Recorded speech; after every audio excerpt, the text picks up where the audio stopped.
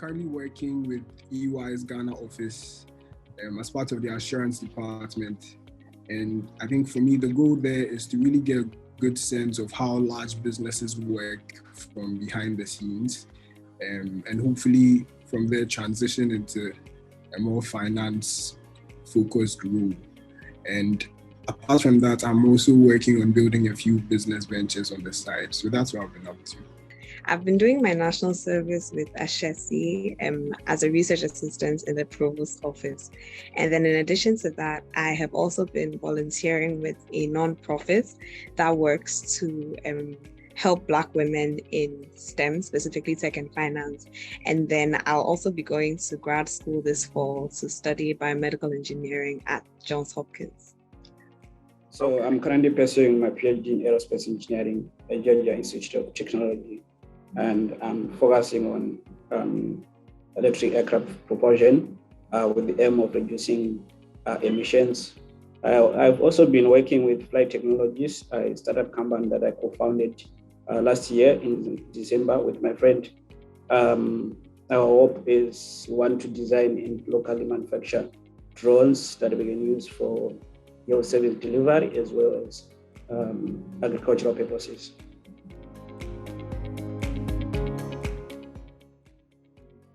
So, growing up, I was always been fascinated by flying aircrafts.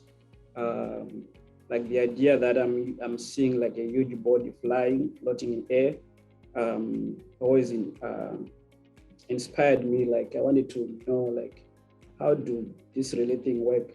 So as I explored more in aviation industry, I realized that it's actually one of the largest greenhouse emitters.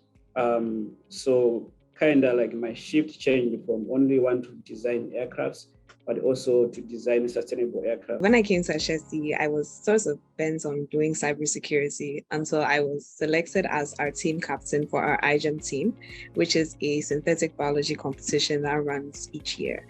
And after going through iGEM, I realized that I could actually connect biology and healthcare and medicine with what I was interested in, which was programming and even cybersecurity to some extent. So I settled on biomedical engineering because one of the major things that I want to do is to actually use computational methods to transform how we look at healthcare around the world, but specifically in Ghana and in Africa, because for a lot of the things that we do in terms of healthcare and medicine, these are very analog, but some of the things that I'm interested in doing are, okay, we have a patient's history, we have their data. How can we potentially create a model that will help us understand and identify what sorts of diseases that the person might face later on in their lives? What are some of the ways that we can personalize the medicine that we give to these people to ensure that, we're not just giving everybody something generic, but it's based on data, it's based on insights, it's based on analytics. So for my degree, my focus area will actually be computational medicine, which is basically everything that I just described.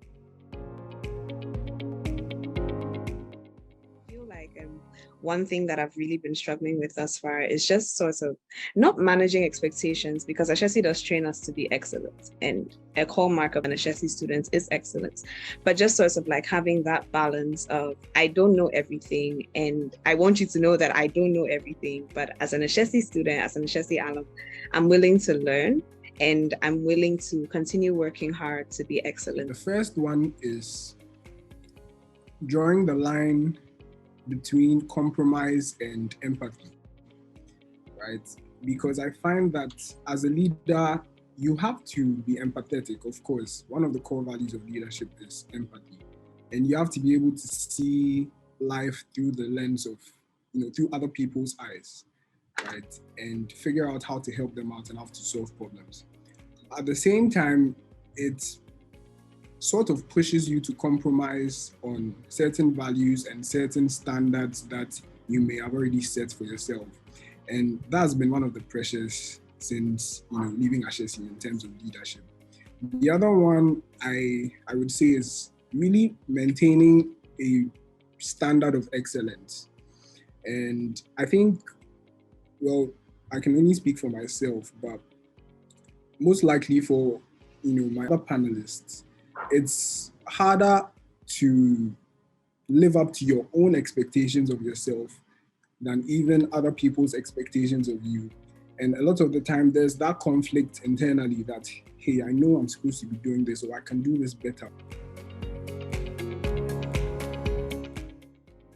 Indeed, coming back to Africa is actually one of my goals.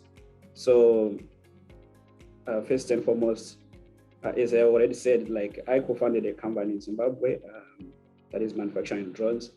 My vision in general is to help like bridge massive gap between Africa's aerospace industry and that of the first world countries.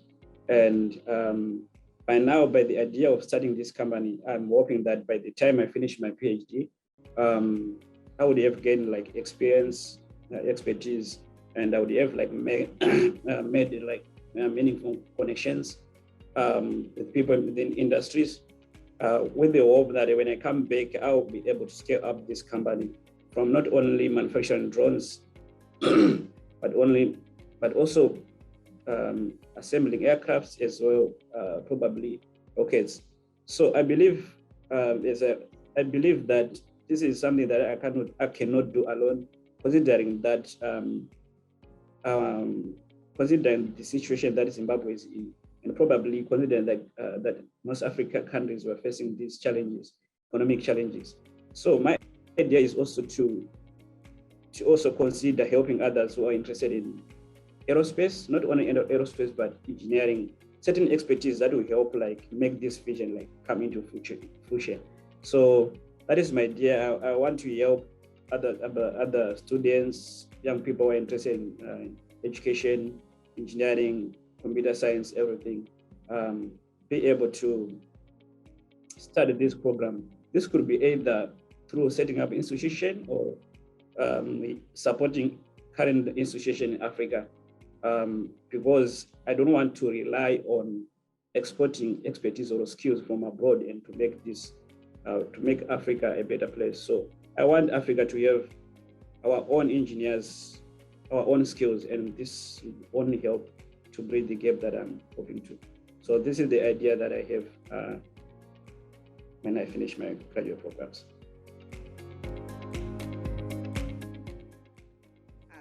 Ashesi, you're literally thrown into the lion's den, I'll say very gently, because there's so many, yeah, exactly. There's so many opportunities for you to be a leader, A, and there are so many opportunities for you to succeed, B. So like literally as soon as you step into the four walls of Ashesi, like I remember freshman day, we had color groups and already they were like, okay, who wants to lead a color group? It seemed like such a harmless interaction, but it was setting us up for the fact that as we went through our lives at Ashesi, we would have to be leaders. We would have to be people that stepped up to the plate and did what was needed of us. Academics at Ashesi are not the easiest, I won't lie. And I feel like just knowing that from the get-go, or knowing that from the onset, and just sort of like hearing people talk about how Ashesi is a place of excellence also gives you that ambition or that drive to continually succeed and to continually be a leader. And then I think the last thing that I'll say is, so I served on the student government. Eden was my president. And even as student council representatives, though we were representing the school and we did liaise with the executive board and we liaised with administration, we were the ones leading the campus, right? And so it's like you're leading the campus, you have to succeed, you have to be a leader, whether you like it or not. Coming to Ashesi, I realized that I don't necessarily have to be given a title, I don't have to be given a position to step into a leadership role. And so I guess in summary, Ashesi gives you the mindset of leadership outside the box of having a position or a title.